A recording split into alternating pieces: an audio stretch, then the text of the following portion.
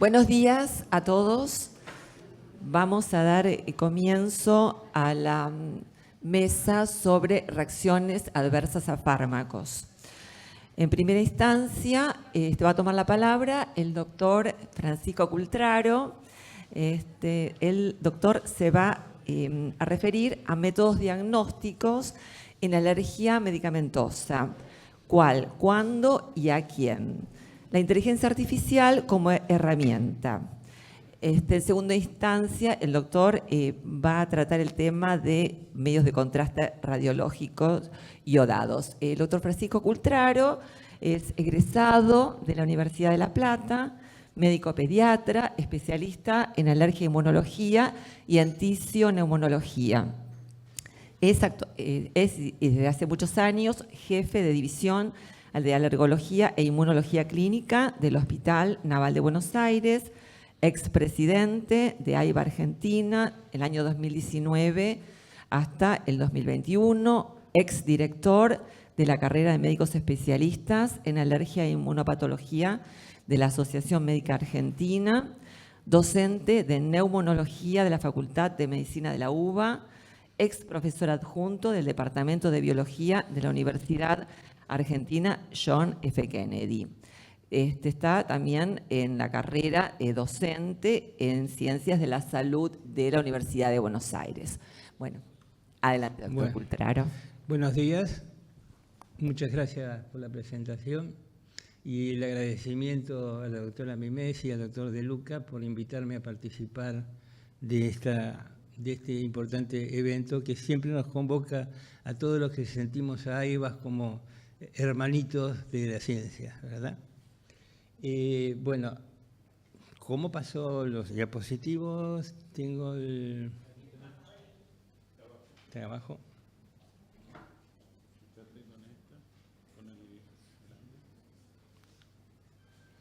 Bueno, la presentación que voy a tener a cargo está dividida en dos partes. Una relacionada con las generalidades de lo que son las reacciones adversas a fármacos, algo relacionado con la inteligencia artificial, y una segunda parte, el tema de los medios de contraste radiológicos iodados, que todavía no sé por qué sigue siendo un incordio en el tratamiento de los alergólogos, en el diagnóstico de los alergólogos.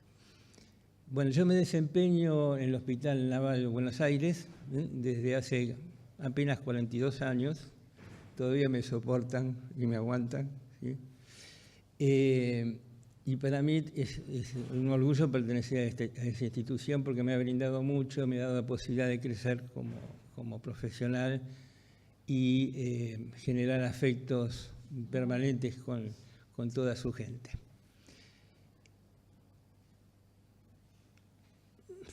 Cuando estaba pensando desarrollar el tema de inteligencia artificial, uno puede pensar desde los algoritmos matemáticos, de las sinapsis neuronales, ¿sí? De lo que se llama hoy el cerebro de silicio, comparado con el cerebro de carbono que somos nosotros, ¿no?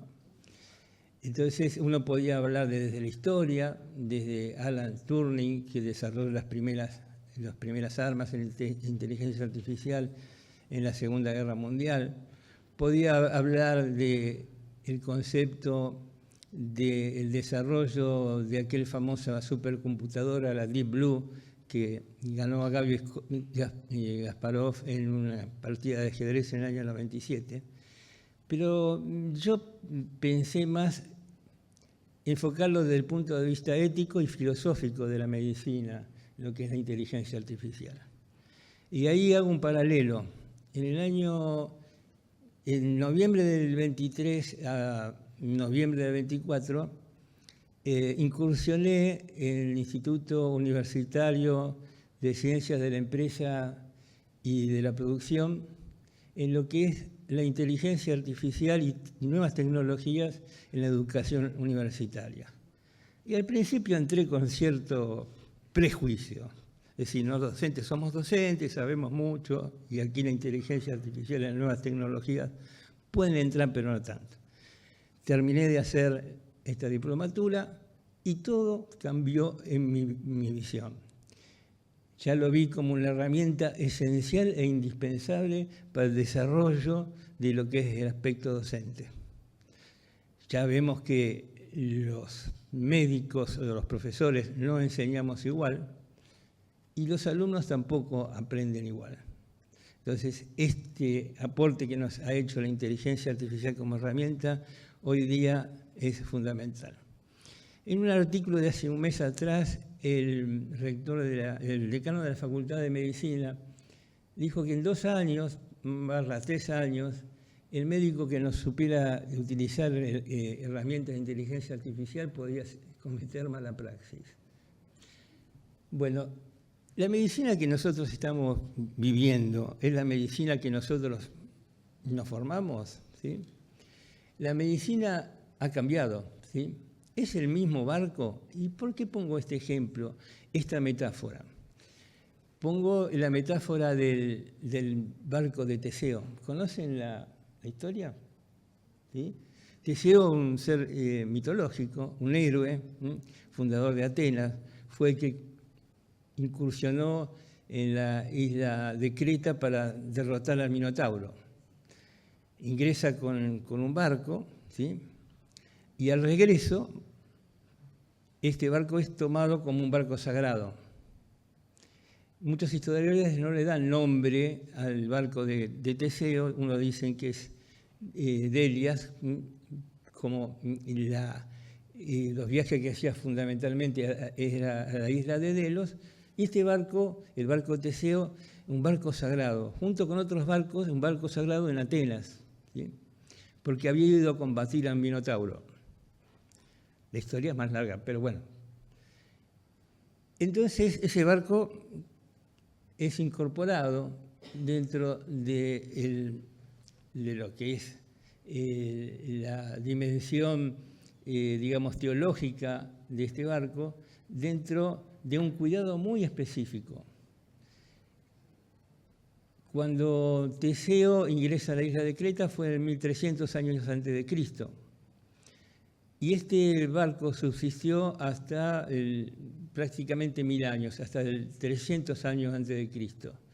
¿Y cómo subsistió? Porque se hacían reparaciones constantes. Se le cambiaba una tabla, se le cambiaba un madero, se le cambiaba parte de la quilla, parte de la proa, se le cambiaba parte de las velas. Entonces, este barco siguió siendo el mismo. Al fin de estos cambios no queda nada original, pero sigue siendo el mismo barco. Del punto de vista de la identidad, sí. Nosotros vamos cambiando constantemente desde que nacemos, desde moléculas, células, y seguimos siendo los mismos. Aunque desde el punto de vista biológico, molecular, celular, no somos los mismos, pero somos nuestra identidad. Entonces, ¿en qué momento algo deja de ser lo que era y se convierte en otra cosa? La medicina recorrió un camino muy parecido. Cambio, nosotros lo vivimos, ¿eh? Cuando nos formamos como médicos ni conocíamos lo que era un linfocito B o T. Y después fuimos desarrollando nuestros conocimientos y aportando. Eso es una parte de la responsabilidad médica. El añadido constante y la reparación constante a los conocimientos. Y seguimos siendo médicos, aunque tuvimos el título en 1975. Voy a cumplir 50 años dentro de 3 días como médico. Gracias. Por eso estoy feliz. Bueno, durante siglos hemos ido reemplazando piezas en la medicina, ¿sí? Sustituimos el pulso, la intuición por el estetoscopio. Sumamos después otras cuestiones tecnológicas, la radiografía, el laboratorio, llegamos a la genética. Estábamos acostumbrados a hacer la historia clínica, esas que como residentes nos costaba mucho hacer las historias clínicas escritas, y ahora estamos con no solo las recetas electrónicas, sino las historias clínicas electrónicas. Pero hay una nueva tabla, esa tabla que cambiaron en el barco de Teseo que esta nueva tabla es la inteligencia artificial. No importa cuántas piezas se reemplacen, no importa cuántas células perdemos, o moléculas perdemos, o agregamos, si la identidad que lo sostiene no se pierde. Nuestra identidad como médicos, desde nuestra formación hasta ahora, la identidad no se pierde. La inteligencia artificial como herramienta no nos quita el timón del manejo de nuestra profesión. Nos ofrece nuevas velas para navegar mejor. Otra metáfora, la metáfora de Dark. ¿Vieron esta serie? Dark es una serie muy compleja, tiene 26 capítulos, aparece en 2000 en la serie en Netflix, y aparece en el 2017, y es como un viaje en el tiempo. Y acá se demuestra que el tiempo no es lineal. Todo principio es el fin y todo el fin es el principio. Todo esto está conectado. La serie trata de un chico que ingresa a una caverna, ¿sí?, en el año 2019, y van pasando periodos de 30 años, 33 años. Empieza en 1953 y termina en el 2050. Muchos que buscan a este chico que es perdido entran en distintas cuevas y son las cuevas del tiempo. En realidad son cuevas que hacen viajar a través del tiempo. Y cada avance que hacen, ¿sí?, no borra lo anterior, lo va transformando. Lo que van aprendiendo estos personajes, estas familias, los van transformando en su presente, pero también en el conocimiento de lo que es su pasado y lo que es su futuro. Los personajes van descubriéndose en sus vidas que están entrelazadas, ¿no? Es lo que se llaman ciclos temporales, ¿no? Que se repiten y las decisiones son condicionadas por los hechos que ya ocurrieron y aún los que van a ocurrir. Hay condicionamiento entre lo que ocurrió y lo que va a ocurrir.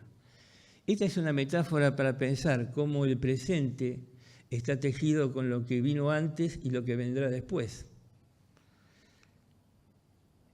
La medicina actual reinterpreta su historia, vamos reinterpretando su historia. Muchas veces cuando yo hago una exposición en una clase siempre comienzo con alguna cuestión histórica de lo que nos antecedió, porque eso nos hace ver por qué se llegó a este presente y por qué vamos a tener otro futuro. Cada cambio va a definir el pasado y el futuro. Los cambios, cuando se descubre Clark y que descubrió el ADN, ¿sí? Watson y Clark descubrieron el ADN, no pensaban la importancia que iba a tener hacia adelante. Y ahora nosotros lo estamos reinterpretando ese pasado, ¿sí? Cómo vamos aplicando toda esta genética en todos los aspectos de nuestra medicina actual. La medicina vive este fenómeno de que se reinterpreta el pasado y el futuro. La medicina vive ese mismo fenómeno. Cada avance no borra la interpretación de lo anterior, ¿sí?, pero también condiciona el futuro.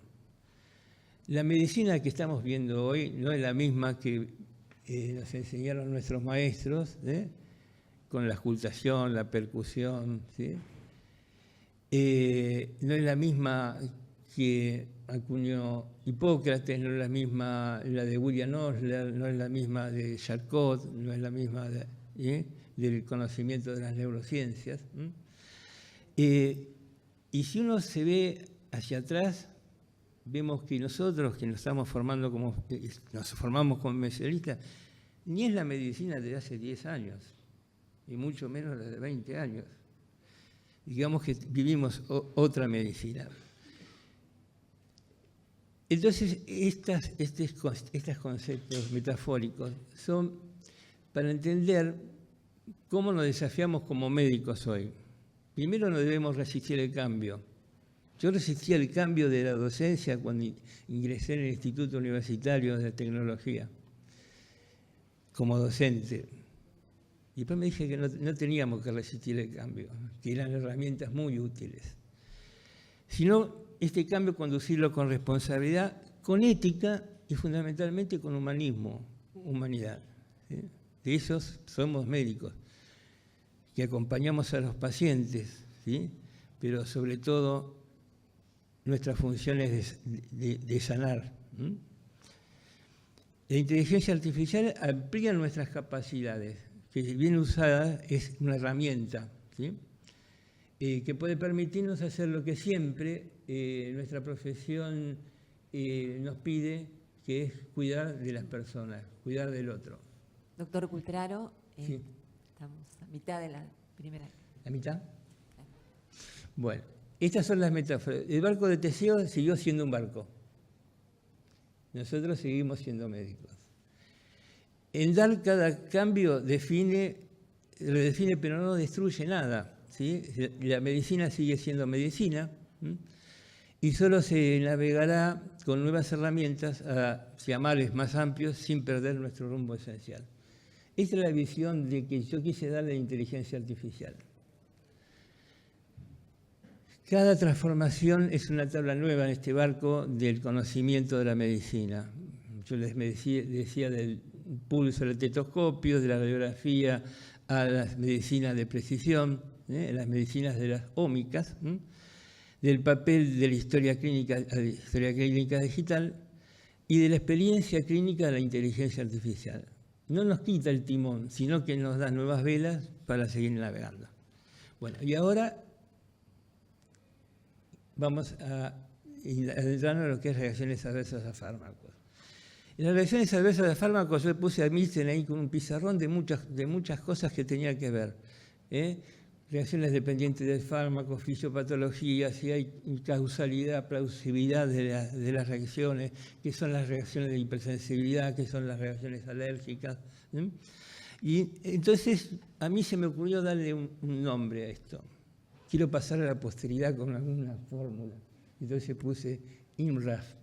Es el intrincado mecanismo o manejo de las reacciones adversas a fármacos, que tiene 7 propuestas negativas de este intrincado mecanismo.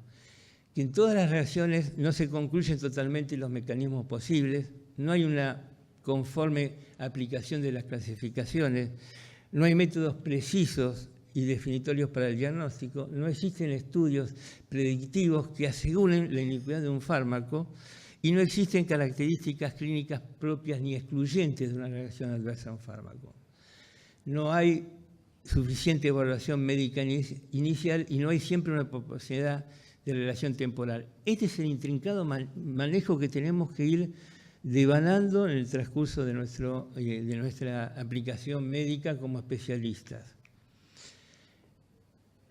El tema, en realidad, no se trata solamente de pensar en reacciones alérgicas, sino reacciones adversas a fármacos.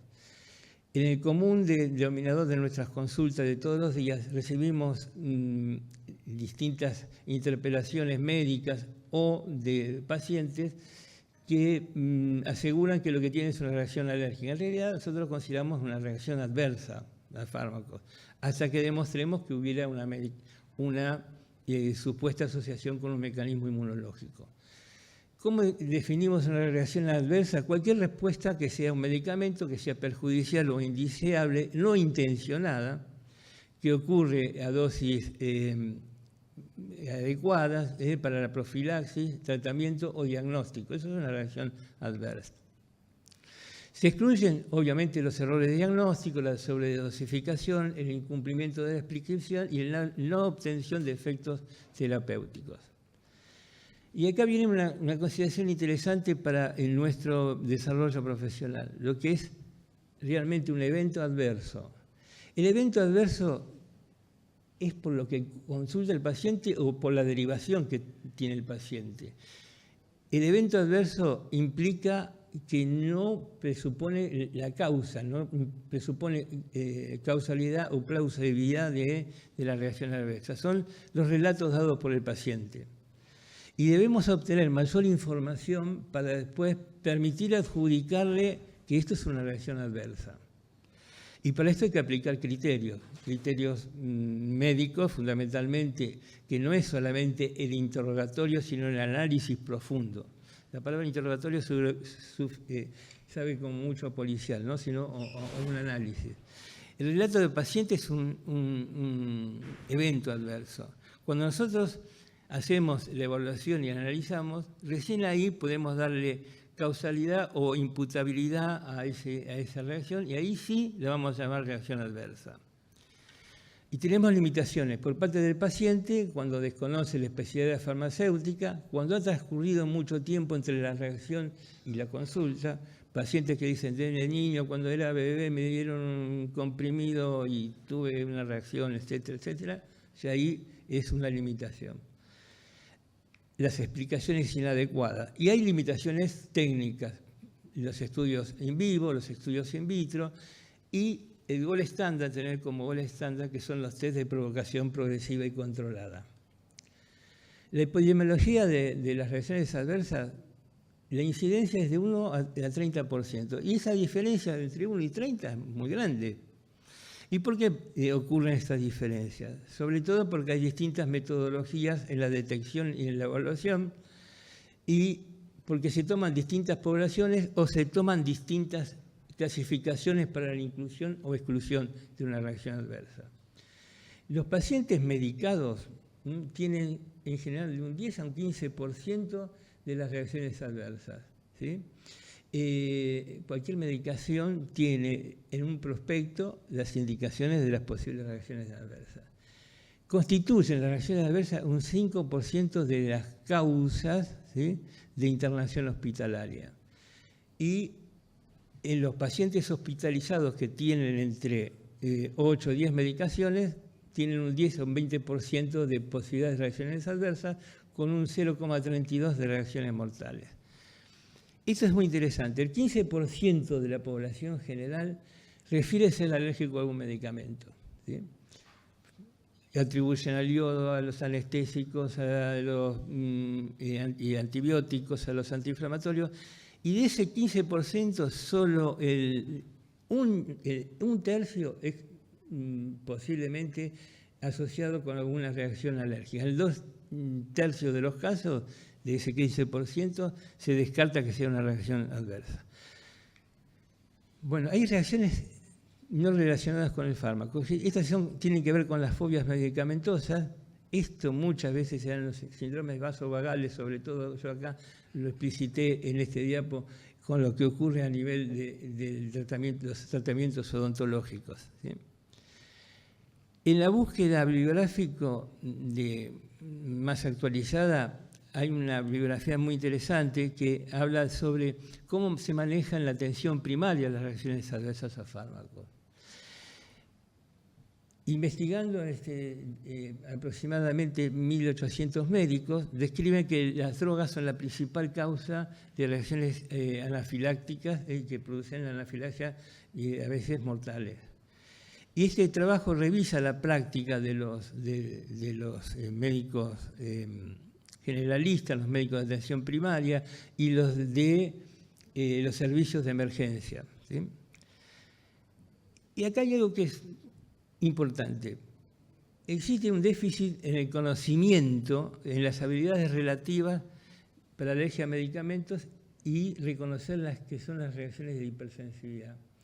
Solamente de estos 1.800 pacientes, de médicos entrevistados, un 38% pudo ser razonable competentemente para hacer un diagnóstico, pero un 63% de la población médica estudiada refiere que necesita una expresa necesidad alta, media, de educación en reacciones adversas. Nos pasa con los médicos residentes, ¿sí? Bueno, reacciones adversas las clasificamos en dos grandes grupos, las tipo A y las tipo B. Las tipo A son las aumentadas, que son las reacciones en el objetivo, ¿sí? On-target reacción. Estas tienen que ver con todas las reacciones que aparecen en individuos que no son susceptibles, que son dosis dependientes, que son previsibles, no solo son previsibles, sino son evitables, y están relacionados fundamentalmente con la acción farmacológica. ¿Cuáles son?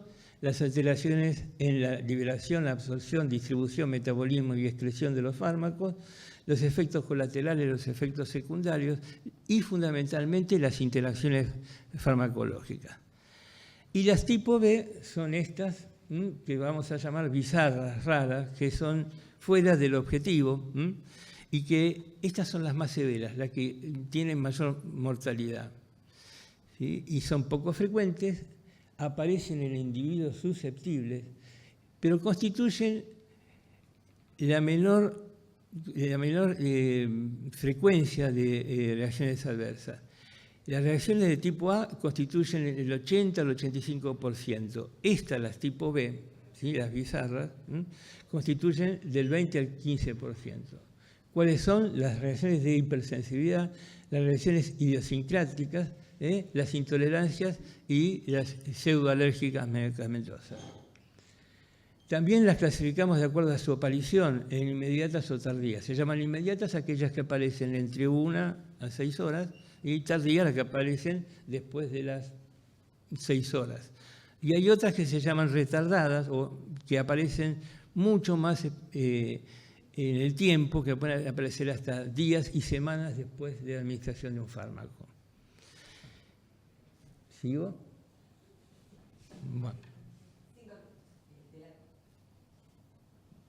Bueno, la reacción de hipersensibilidad a fármacos, estas que habíamos hablado, en las que son las reacciones de tipo B, las clasificamos en dos grandes grupos. Hipersensibilidad inmune, aquellos donde participa el sistema inmunológico adaptativo, ¿sí? Y reacciones de hipersensibilidad no inmune. Dentro de la hipersensibilidad inmune la dividimos en dos grandes grupos, unas que son mediadas por IgE y otras no mediadas por IgE. Las no mediadas por IgE están relacionadas con los mecanismos de Helicum 2, 3 y 4. ¿Sí? Dentro de las mediadas por IgE, la más importante, la que nos genera más problemática en el diagnóstico, en el tratamiento y en la prevención es la anafilaxia. Después tenemos los broncoespasmos, las urticarias, la rinitis, el síndrome de Kuznets. El síndrome de Kuznets es muy interesante, que son, no sé si escucharon hablar del síndrome de Kuznets, es una coronariopatía por mecanismos de hipersensibilidad IgE dependiente. IgE dependiente. Muchas veces se puede producir por liberación directa de los mastocitos, de mastocitos a nivel cardíaco. Y da un cuadro de coronariopatía, incluso con desniveles ST y modificación de las troponinas. Hay que tener en cuenta eso también. Dentro de las no mediadas por IgE tenemos las citotóxicas o citolíticas, que son las citopenias fundamentalmente, las vasculitis, fundamentalmente del tipo mediadas por inmunocomplejos, y las de tipo 4, que son las celulares. Dentro de las celulares tenemos las más severas, el síndrome de Stevens-Johnson, la necrosis epidérmica tóxica, las pustulosis exantemáticas, el síndrome DRESS, que es el síndrome de eosinofilia con afectación sistémica. Bueno, este es un paso rápido para recordar que estos mecanismos tipo IgE1, ¿sí? Está mediado por IgE, el reactante fundamentalmente es la IgE, se produce por liberación de mediadores, son las que aparecen en forma temprana de 1 a 6 horas, ¿sí?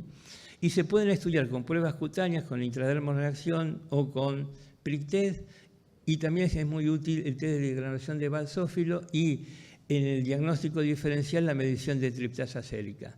El tipo 2 son las producidas por anticuerpos IgG con citotoxicidad derivada del complemento o citotoxicidad dependiente del anticuerpo mediado por células.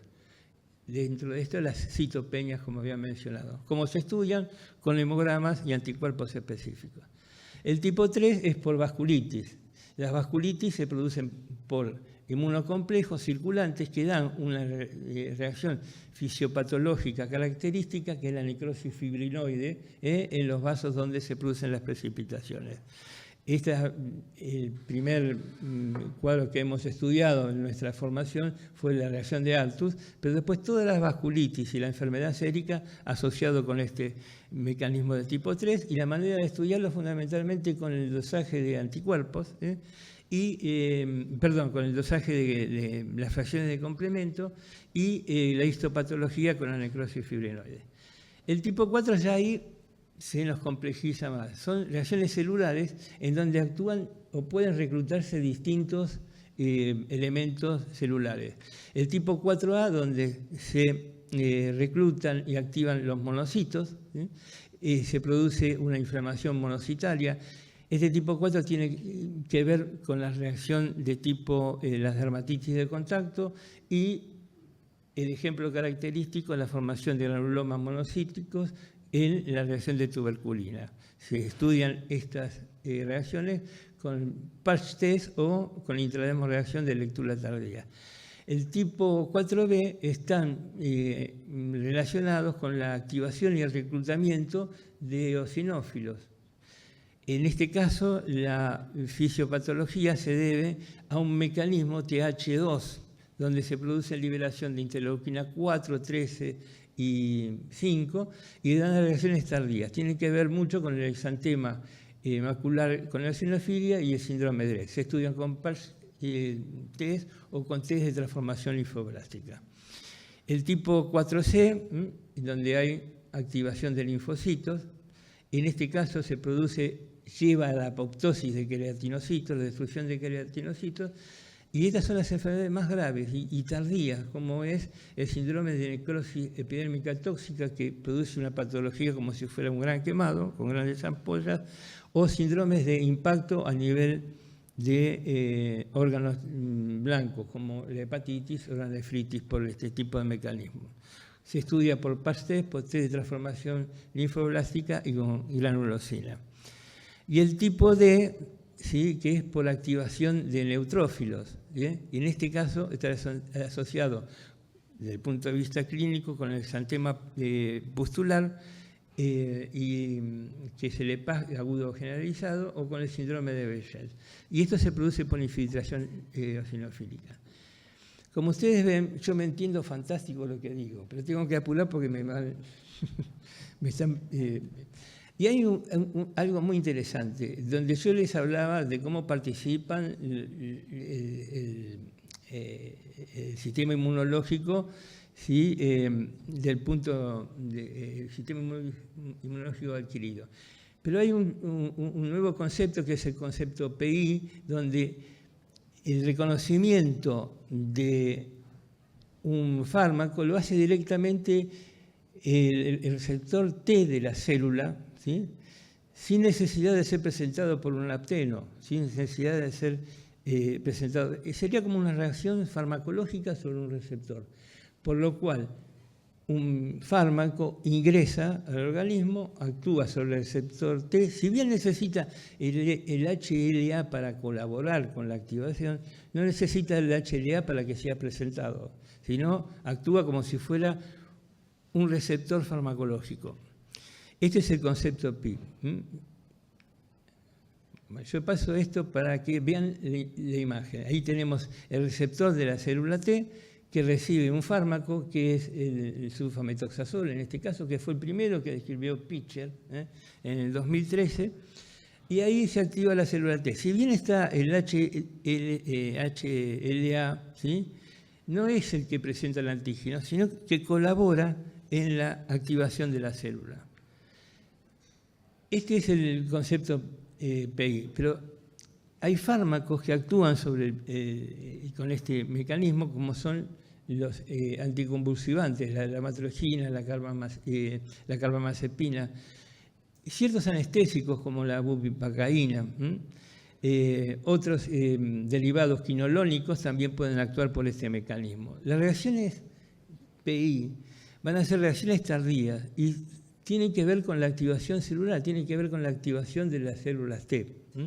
y están asociados con el exantema papular, el síndrome de Stevens-Johnson, la necrosis epidematóxica y el síndrome por fármacos con la eosinofilia de afectación sistémica. Hay reacciones pseudoalérgicas. Este término por ahí ahora se está replanteando, es decir, pseudoalérgicas o anafilácticas. ¿Sí?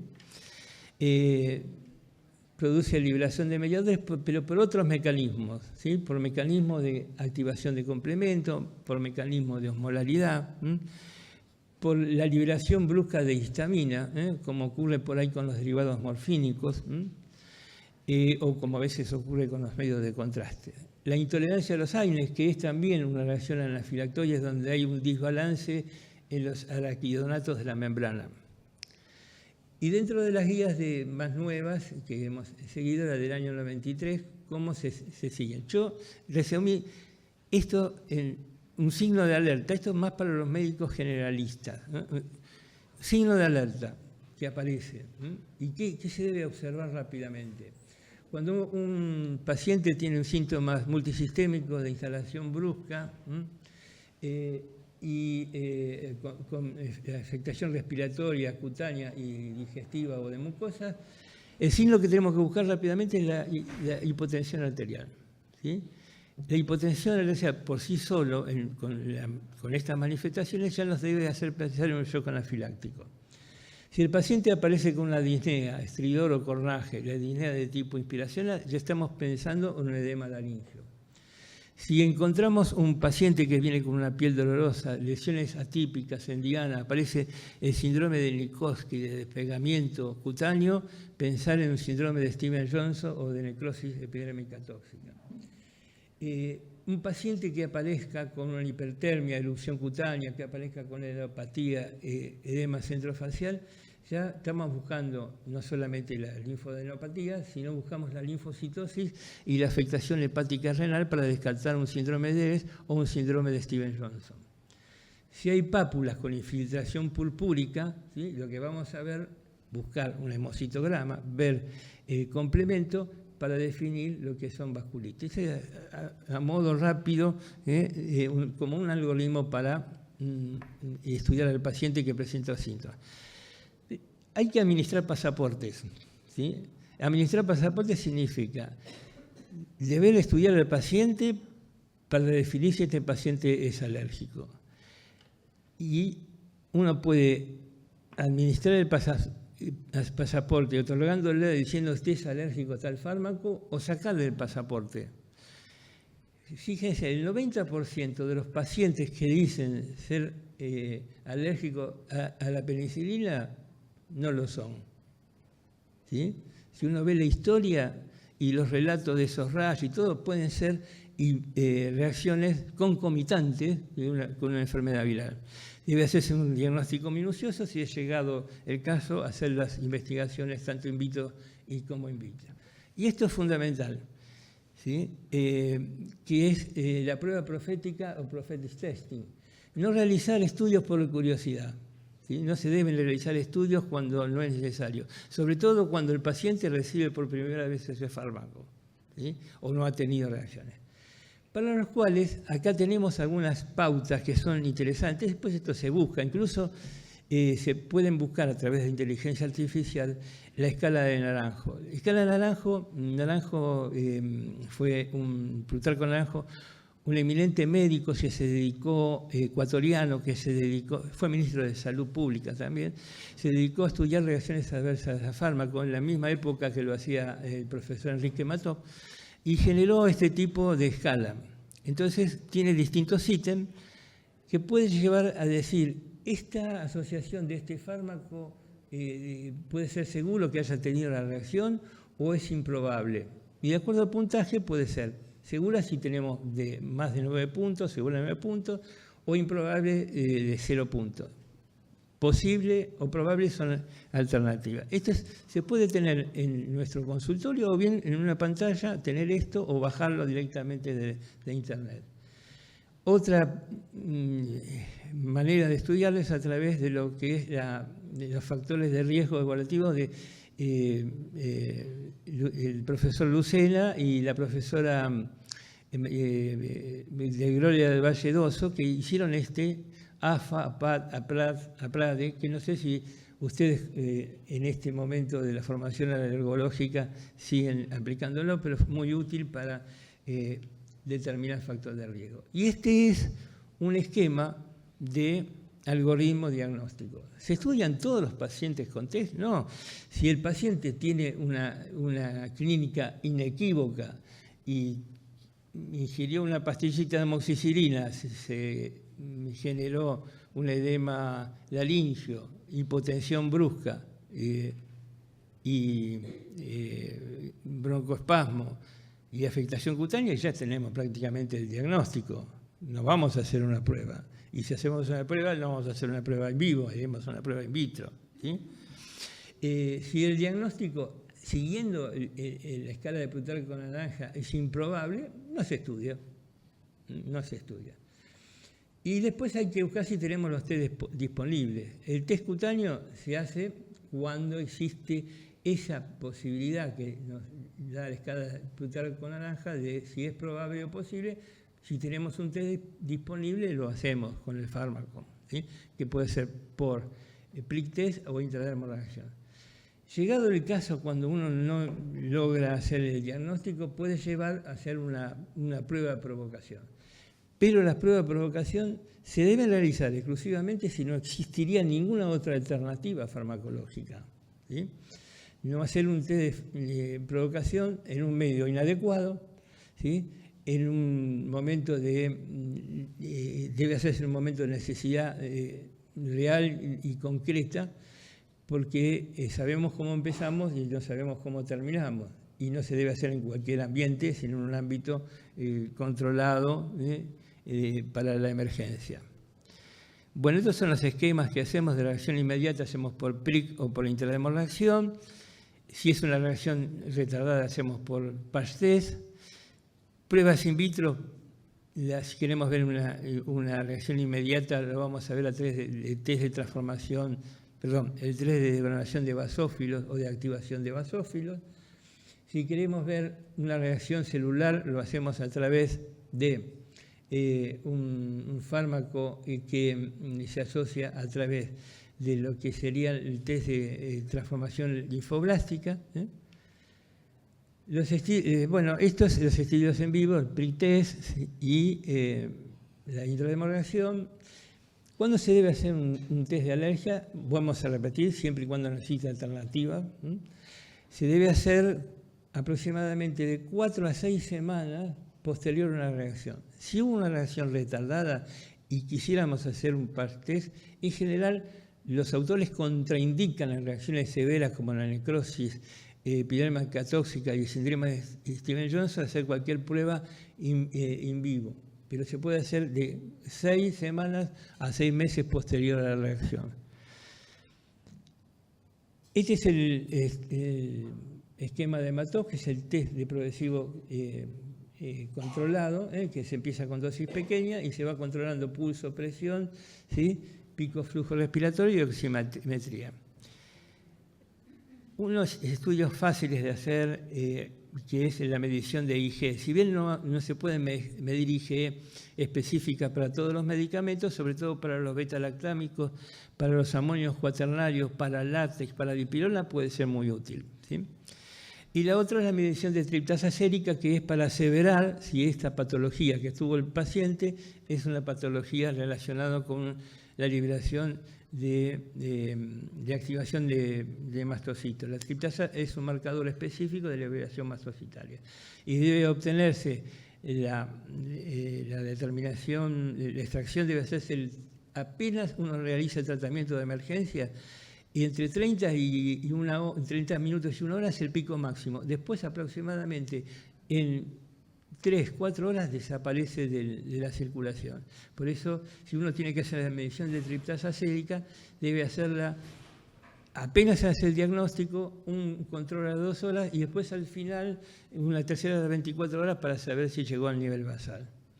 Estudios in vitro, el test de activación de basófilos, que puede medir la cantidad de histamina liberada, o bien medir la expresión de los receptores de activación de los basófilos, que eso se hace por citometría de flujo, midiendo los CD63 o los CD203.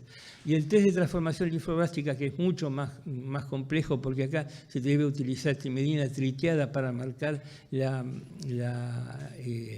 activación de los linfocitos para las reacciones tardías como el síndrome de Stevens-Johnson.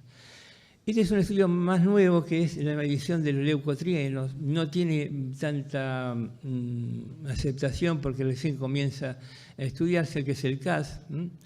La granulosina es una medición que se puede hacer en las ampollas de los pacientes que tienen un síndrome de necrosis epidérmica tóxica, el síndrome de Leigh, ¿no? Y los estudios farmacogenéticos, eso tiene que ver con la medicina de precisión.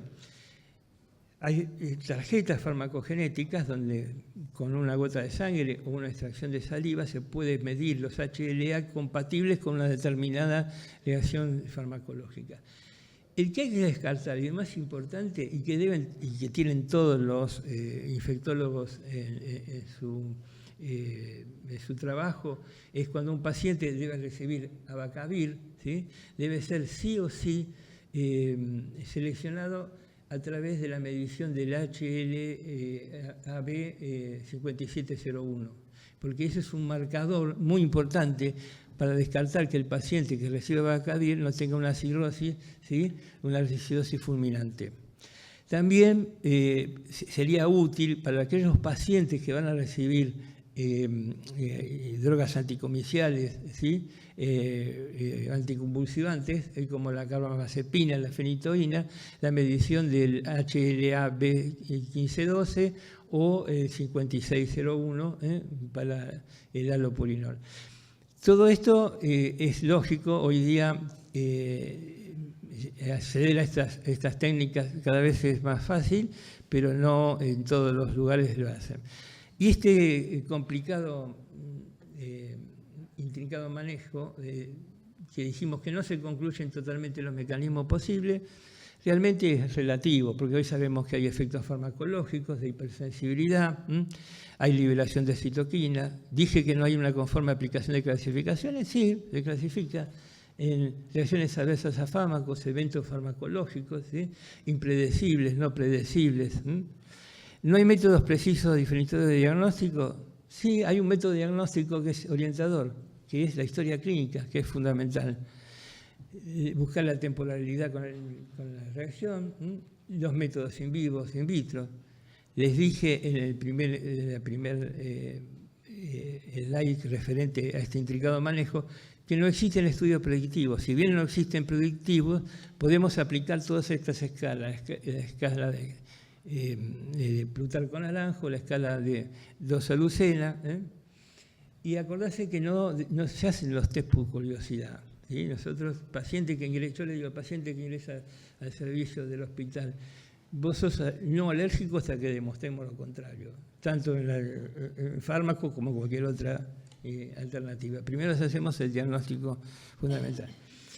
Le dije que no existen características clínicas propias excluyentes. Sí, pero hay que sospecharlos. Hay que sospecharlos cuando no encontramos la causa relacionada con la enfermedad de base, sospechar. No hubo una suficiente evaluación médica. Muchas veces, esto que decíamos que el 68% de los pacientes de atención primaria requieren o necesitan una mejor formación en reacciones adversas a fármacos. Y pedimos que no nos deriven a los servicios de alergista con el test de alergia A, sino interconsulta con alergia.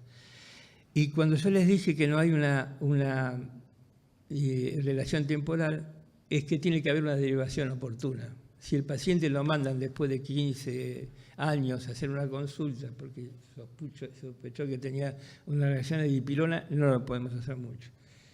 Y las limitaciones del paciente. Con estas yo trataba de explicar el porqué, el criterio de comprensión, y cuando no podemos hacer nada, ¿sí?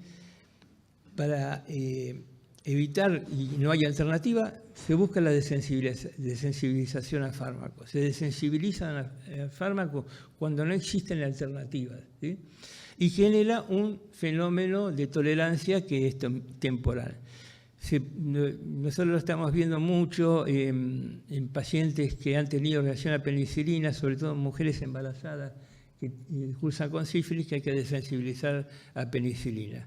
También muy aplicados en sulfamidas cuando los pacientes están cursando HIV, alergia a las quinolonas en los pacientes que están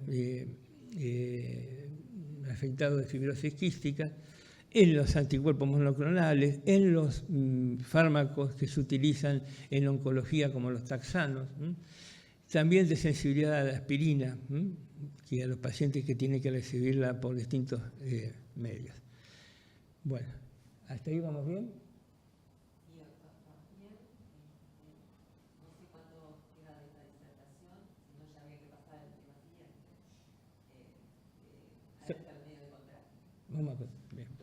Y ahora vamos a esto, medio de contraste.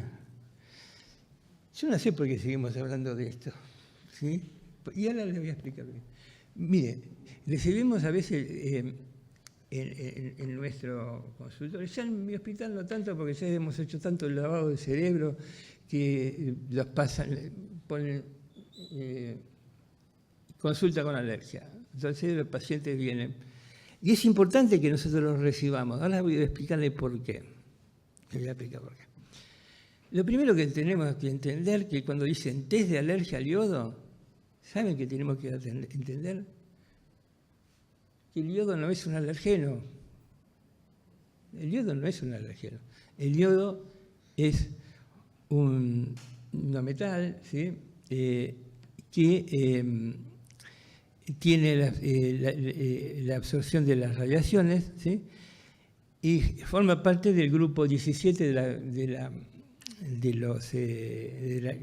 tabla de Mendeleev. ¿Se acuerdan de la tabla de Mendeleev? El grupo 17 forma parte de los halógenos, junto con el bromo, el cloro, ¿sí?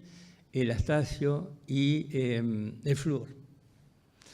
Bueno, el único efecto deseable del yodo es la capacidad de absorber la radiación. Si uno ve una radiografía común, lo que más evidenciamos en una radiografía común por la densidad es la densidad ósea. ¿Y el hueso por qué está formado? Fundamentalmente, ¿por qué? ¿Qué tiene hueso? ¿Qué tiene el hueso? Tiene calcio. El número atómico del calcio es 20.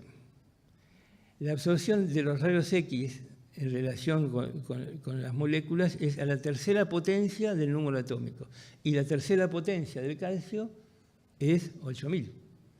El yodo, el número atómico es 53. La tercera potencia de 53, el número atómico es 53. La tercera potencia de 53 es 147.488. ¿Sí? La 148.877. ¿Sí? Entonces, es por eso que la imagen radiológica es muy evidente cuando se utiliza un medio de contraste iodado. Y entonces, acá otra vez aparece Milstein y nos cambió el pizarrón y nos muestra otra cosa, nos muestra que acá no debemos hablar de alergia a los medios de contraste, sino de reacciones adversas a los medios de contraste. ¿Sí? Este es un estudio interesante. En el 2019 se han hecho en Estados Unidos 80 millones de tomografías computadas, de las cuales casi el 40% utilizaron medios de contraste. ¿Sí? Y las reacciones agudas de todo esto apenas son del 0,2 al 0,7%. Las reacciones inmediatas han disminuido por la utilización de medios de contraste de baja osmolaridad no iónicos, ¿verdad? Cuando iniciamos este estudio en la década de los 90, cuando iniciábamos AIBA, ¿no? La información que teníamos que los casos de reacciones mortales eran para los Estados Unidos eran 1 en 20.000, para los ingleses 1 eran 50.000, y para los franceses era 1 en 100.000 mortalidades por medios de contraste. En esa época se utilizaban medios de contraste de alta osmolaridad. Cuando se empezaron a utilizar los medios de contraste de baja osmolaridad no iónicos, se empezó a ver que la mortalidad en algunos trabajos es 1 en 1.000.000. ¿Sí? Bueno, estas son las reacciones inmediatas que se vieron en este trabajo. Fíjense, las muertes por un medio de contraste, 0,006% de los pacientes que fueron intervenidos. Y las reacciones graves, 0,005 a 0,6%. ¿Qué es un medio de contraste? Fundamentalmente, sí, decimos yodo.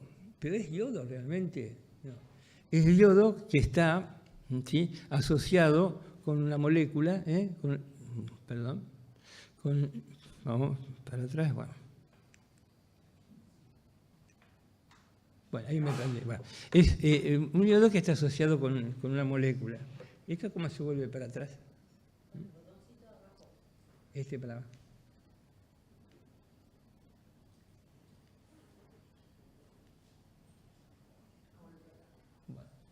Bueno, esto es un núcleo bencénico con los átomos de yodo en los carbones 2, 4 y 6.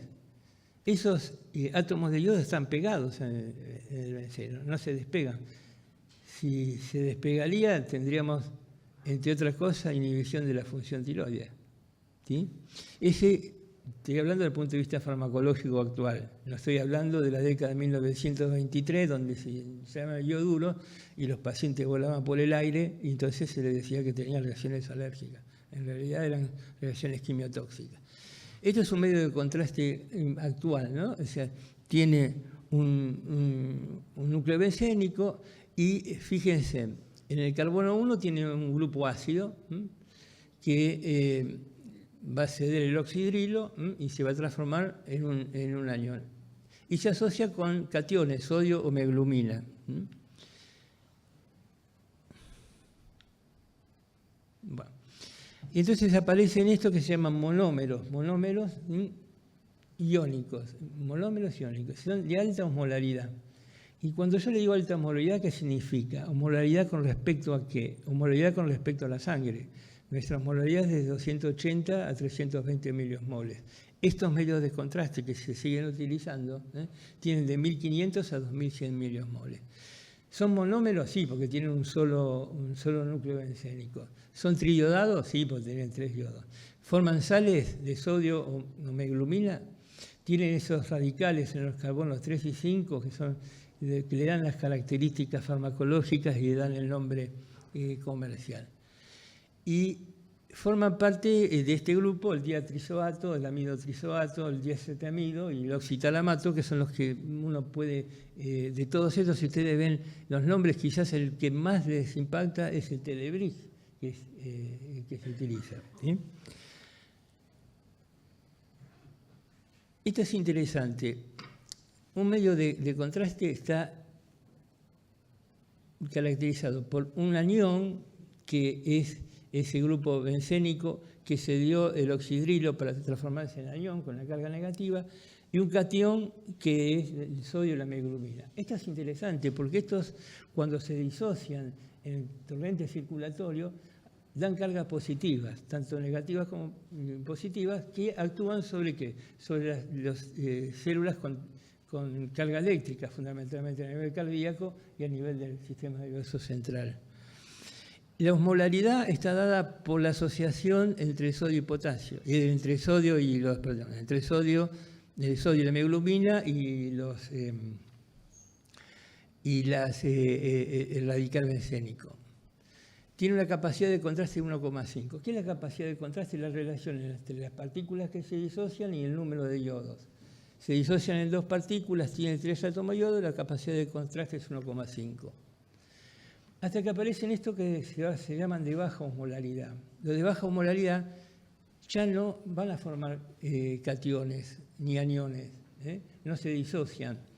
¿Por qué? Porque se reemplaza ese anión, en ese anión se reemplaza el sodio y la meglumina por un radical, ¿sí?, glucosado, que hace que no haya disociación. Estos son de baja osmolaridad, tienen 600 miliosmoles.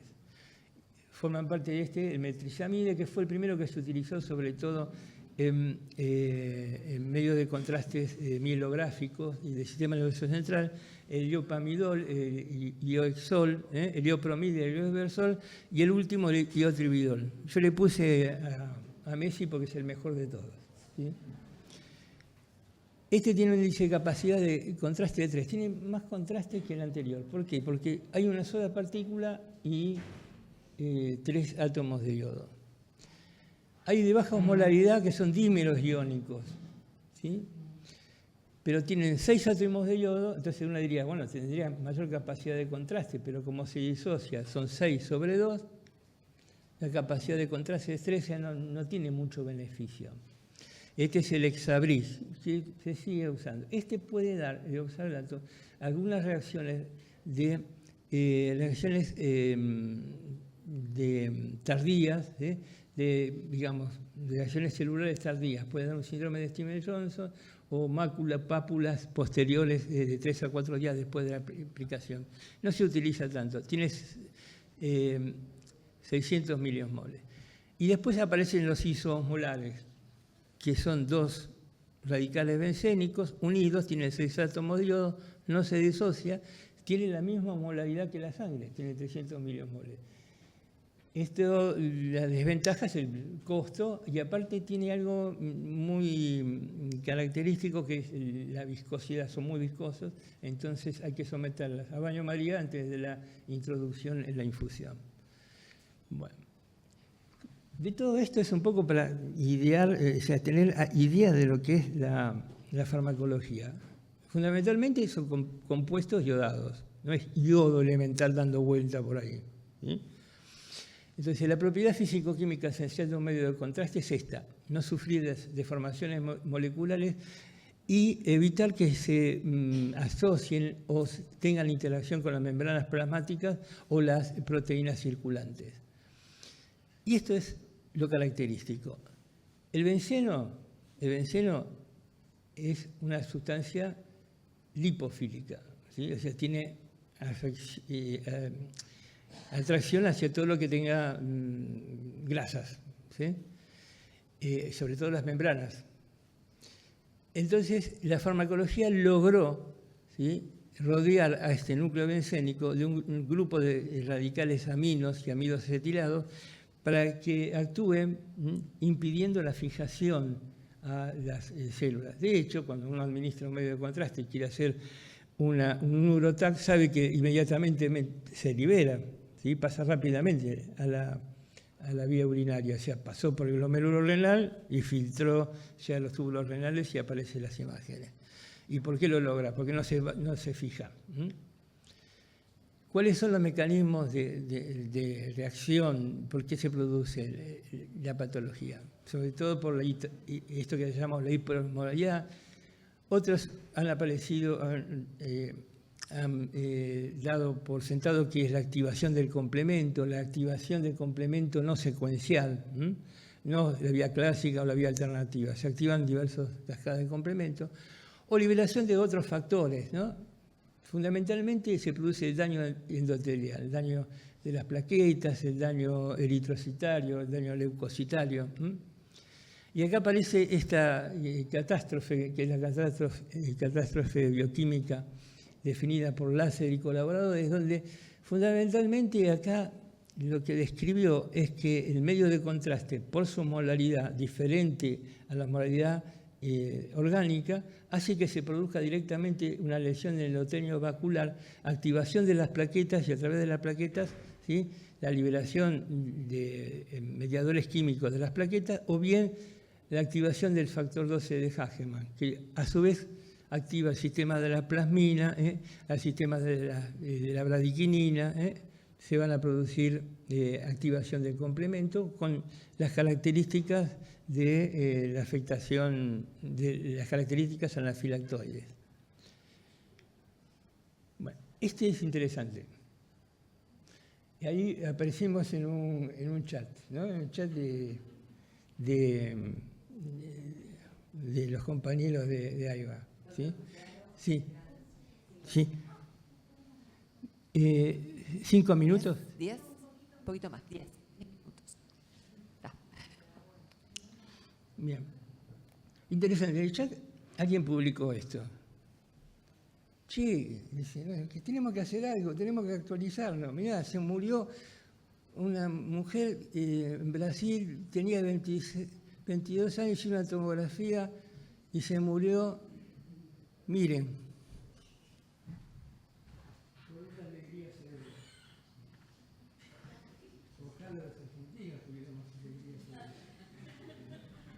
Se murió por una alegría severa.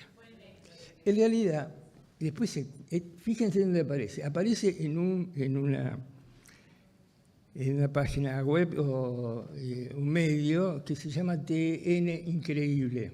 Bueno, ahí relata, ¿no?, el proceso, que lo hizo en un ámbito en Santa Catarina. De ahí la paciente se trasladó a otro lugar y murió a las 48 horas. Pero era la alerta, cualquier paciente que lee esto. Pero me llamó la atención que en este mismo TN Increíble, en ese mismo momento, había estas informaciones. TN Increíble. Una mamá dio a luz un bebé de casi 6 kilos y sorprendió a todos en el hospital. Otra, infidelidad y se fue de luna de miel con su papá. Otra, por accidente una escuela envió un mail con contenido para adultos a los padres, por favor no lo hagan. Otra, una joven se hizo una cirugía estética y encontraron algo asqueroso dentro de su cara. A ver, ¿qué veracidad podemos dar a esta información? ¿Sí? Pero bueno, sirvió para activarlo. Dice, che, ¿qué hacemos? Se murió una paciente.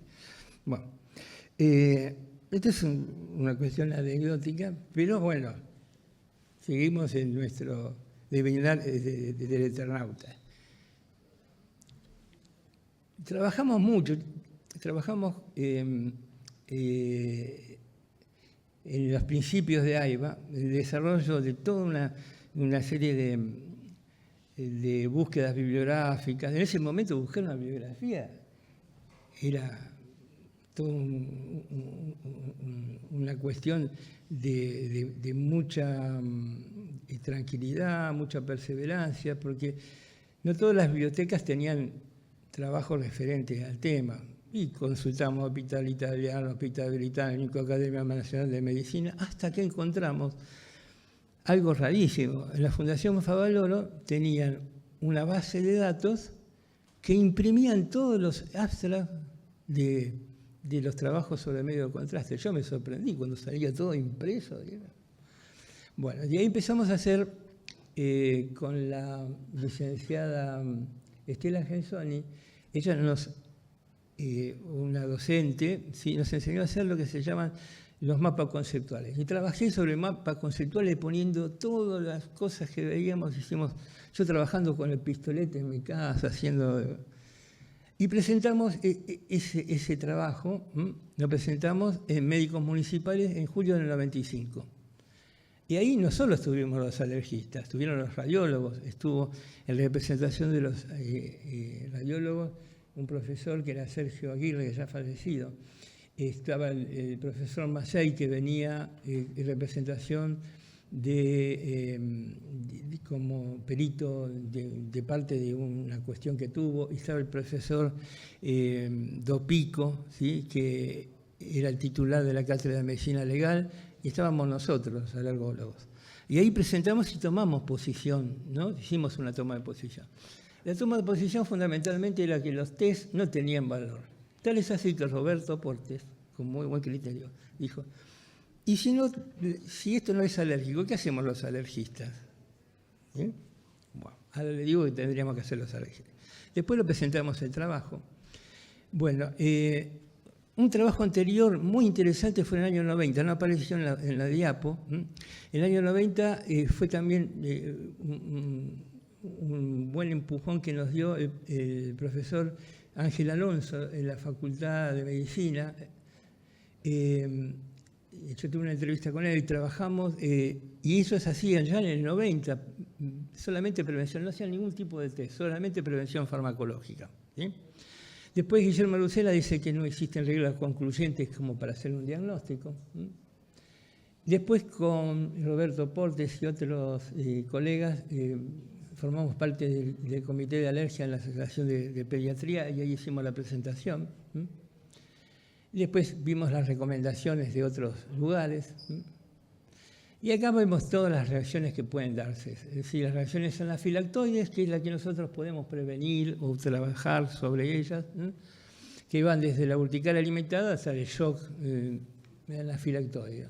Y después todas las afectaciones que son quimiotóxicas, que tienen que ver con el impacto cardiovascular, con el impacto a nivel del sistema nervioso central, o bien en el impacto actuando como quelantes del calcio, ¿sí? Actúan como quelantes del calcio y pueden generar sobre todo arritmias cardíacas.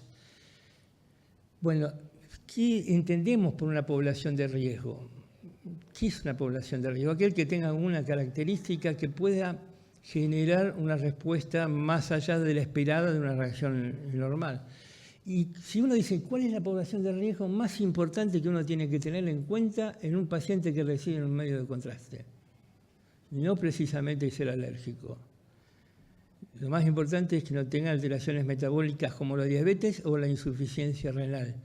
Digamos, es más posible que un paciente tenga una insuficiencia renal aguda o un diabético que tener una reacción anafiláctica. Bueno, la hipertensión arterial, esto yo las menciono porque es lo que hacemos en mi servicio ahora. Bueno, otros riesgos aumentados, esto está establecido ahora en un trabajo, son los pacientes que han tenido reacciones graves con medios de contraste, ¿sí? O que haya varias causales de riesgo. Y acá viene el trabajo que un poco lo que decía Cristian, que vos me habías dicho, Cristian Rubens, y decía, bueno, hay que hacer algo, bueno, veamos, y yo puse algo que decía, ¿qué era? Lo viejo. Lo viejo. Bueno, este es el trabajo más nuevo que apareció ahora. Fíjense, en este trabajo, todo lo que dijimos antes es lo que está estable ahora. ¿Sí? Entonces dice, ellos presentan el trabajo, es la sociedad, los radiólogos y la Academia Americana de Alergia e Inmunología, no se ponen de acuerdo. Los radiólogos dicen que es premedical y los alergistas, especialistas en anafilaxia y reacciones adversas a fármacos, los alergólogos dicen no hay que premedicar. Entonces, y esto es lo que nos pasa, fíjense, hay escasez de estudios metodológicos sólidos. Lo que yo hago en el Naval no es lo mismo lo que hace Alberto Durán, lo que hace Alberto Durán, lo mismo que hace mi hija en el Piñero, o lo que haces vos en tu trabajo, ¿no? Y no sabemos qué medios de contraste se utilizan habitualmente. El alergólogo nunca sabe qué medios de contraste utilizan. Hay una heterogeneidad de estudios publicados. Yo les contaba todas las vicisitudes que tuvimos que resolver para conseguir bibliografía. Y hoy buscando bibliografía fácil, uno entra al Big Data y encontrás un montón de cosas. Y todas cuestiones que son muy heterogéneas. Hay una multiplicidad de premedicación y pruebas cutáneas, ¿sí? Esto de pruebas cutáneas, los europeos dicen que en los pacientes que hayan tenido una reacción previa severa, grave, puede hacerse un test cutáneo, ¿sí? Con un panel de los distintos medios de contraste, siempre y cuando se conozca el que dio origen a la respuesta, ¿sí? Si no se considera cuál es buscar alternativas, es imposible. Eso es muy importante, porque nunca sabemos los medios de contraste que utilizan los pacientes. Bueno, variaciones de selección de pacientes para la premedicación. Hay diferentes agentes de contraste que se utilizan. En la prevención, este trabajo dice, se carece de evidencia de alta calidad y estudio metodológicamente riguroso. Después uno busca la relación de la fortaleza de las decisiones y prácticamente todas las fortalezas son limitadas, no son fortalezas definidas, ¿sí? Las recomendaciones no deben tomarse como estándares definitivos. Esto es importante. Y los sujetos, y después les explico, si quieren, explico por qué. Y los sujetos a cambios, están todos sujetos a cambios por distintas medidas o por la alternativa o la posibilidad de acceder a un medicamento. No existe una evidencia de alta calidad que respalde el beneficio de premedicación, esto lo dicen los alergólogos, con corticosteroides para prevenir reacciones recurrentes a los medios de contraste. En el 2009, en la encuesta de radiólogos, ellos dicen que sí, comparado con 1995, que decían que no, ahora dicen que sería conveniente corticoide. Es importante destacar que por lo general no se recomienda premedicación con corticosteroides, sobre todo si los pacientes tuvieron reacciones leves. Bueno, estas son alternativas. En realidad uno ve que la multiplicidad de trabajos que yo he visto que no necesitan premedicación, esto que yo le digo está en constante cambio, ¿sí? Es lo que usamos en nuestro hospital. Usamos un antihistamínico, ¿sí? 24 horas antes, 12 horas antes, 1 hora antes, 24, 12 y 1 hora antes, ¿sí? Del estudio. ¿Nos va bien? No hemos tenido reportes, ¿sí? Pueden utilizar corticoides antihistamínicos, es lo que decía ahí, los distintos esquemas pueden ser variados. Bueno, en riesgo moderado se puede utilizar prednisona 13-7 horas y 1 hora antes, difenhidramina. Riesgo alto en emergencias utilizan hidrocortisona 200 miligramos 4 horas antes y 50 miligramos intravenoso difenhidramina.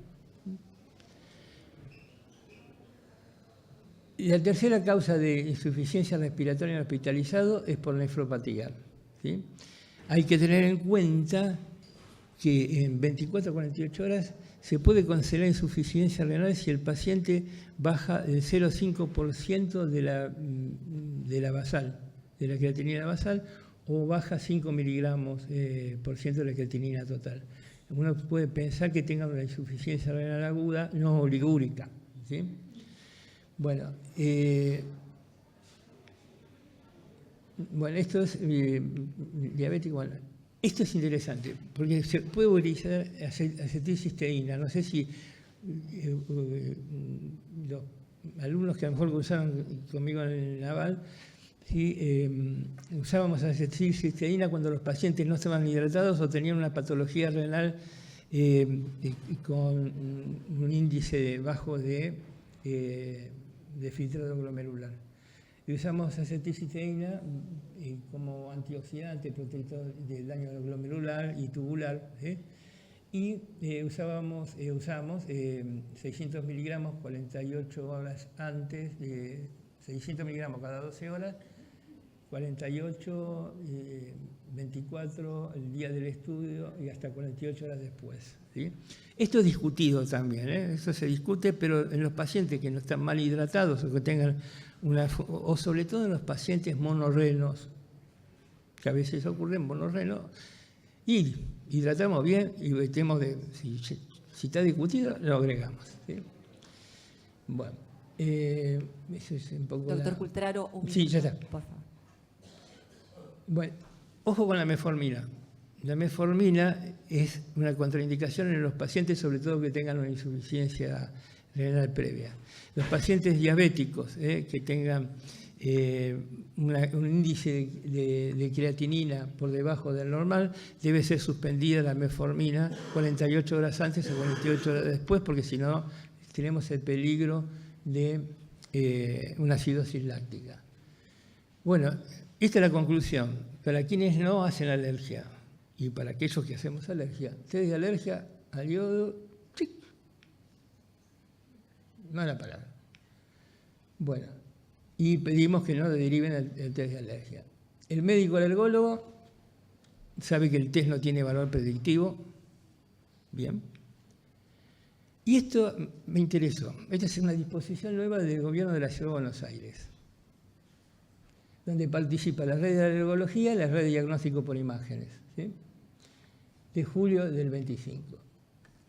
Y dice, las reacciones adversas no son ocasionadas por un mecanismo de hipersensibilidad tipo 1. Punto, es una resolución basada en una ley, pum. No tiene indicación la relación de test cutáneo para la prevención de la reacción alérgica. Punto. Pum, ley. Pero, fíjense en este término, tampoco es válida, yo lo puse entre comillas, la intervención del especialista en alergia e inmunología para realizar la evaluación de riesgo para reacciones adversas a los mismos. ¿Cómo no es válida? ¿Qué significa? ¿Que si yo tomo intervención estoy cometiendo un delito? Porque está quitando validez a la acción del médico alergólogo. El médico alergólogo también puede intervenir o no. ¿Sí? El especialista debería evaluar, el especialista que indica, debería evaluar si el paciente debe ser derivado. Y ahí viene después de la disquisición muy simple. Y ellos utilizan este esquema, 3 comprimidos de prednisona 12 horas antes, 3 comprimidos 7 horas antes, 3 comprimidos juntos 2 horas, se lo dan por escrito al paciente cuando va a la ventanilla de radiología de algún hospital, ¿sí? Algún hospital municipal, o bien lo da el médico que no sea alergólogo. Bueno, lo viejo funciona. ¿Sí? Fíjense qué interesante es esto. En el hospital, yo personalmente estoy recibiendo aproximadamente por semana de 10 a 12 pacientes derivados por el servicio de radiología o por los neurólogos o por los nefrólogos, ¿sí? O por los oncólogos para que hagamos la valoración de evaluación de riesgo. Entonces uno le pregunta a los pacientes, sobre todo los pacientes nuevos, ¿saben lo que le van a hacer? Te miran como si fuera... No. ¿Qué le pidieron? Y esto, una resonancia, una ecografía, no saben ni qué. ¿Por qué? No sé, el doctor no me dijo. Pacientes nuevos. Pacientes que ya se hicieron tomografía, 200 tomografías antes porque son oncológicos. Yo no sé por qué me lo hacen, doctor, si nunca me pasó nada. Entonces, ¿cuál es nuestra acción como farmacólogo? Esa acción que decimos humanística del cuidado. Entonces le explicamos a ese paciente que nunca supo por qué le van a hacer un estudio. Entonces te pregunta, ¿me van a encerrar? ¿Sí? ¿Me voy a morir? Entonces uno tiene que hacer esto que nosotros hacemos. Primero explicar al paciente algo que tenía que haber hecho el médico que le indicó el estudio, que nunca se le indicó ni se le va a indicar por qué. ¿Sí? Asumo si le ve la cara, ¿sí? Porque la pantalla hoy es muy linda, pero... No. Y ocurre que uno puede charlar con el paciente y hacer algo que hacían los franceses. Los franceses, yo les decía, tenían 100.000 casos de reacciones severas en la época de los alta mortalidad. ¿Por qué? Porque ellos a los pacientes muchas veces le daban ansiolíticos y otras veces los acompañaban con el psicólogo a ver cómo se hacía el estudio. Y por eso tenían reacciones. El mecanismo de estrés es fundamental. Si uno como médico, alergólogo, actúa tan bien como médico contenedor, que sí tiene que hacer, vamos a lograr mucho. Y ahí descartamos todo lo que el otro médico descubrimos que son diabéticos, que son hipertensos, que toman beta bloqueantes, que son... ¿Se imaginan a un diabético darle este esquema sin haberle explicado que tiene que su diabetes está, digamos, descontrolada, darle ese esquema de comprimidos de corticoides en forma a todos igual? Bueno, eso es una disquisición ética y filosófica. Nuestra consulta, los pacientes que vienen, dura más o menos entre 30 y a veces a media hora, porque indagamos toda la parte clínica, de todas las alternativas clínicas, revisamos su historia, le explicamos al paciente, vienen con mucha ansiedad, ¿sí? Entonces, los médicos alergólogos, eso que le dicen, no tiene validez, exponernos a los alergólogos en una situación muy compleja, no podemos actuar. ¿Sí? Bueno, espero que me hayan aguantado. Bueno, y deseo a todos un buen pasar en este congreso. Realmente yo me sentí satisfecho y feliz. Gracias.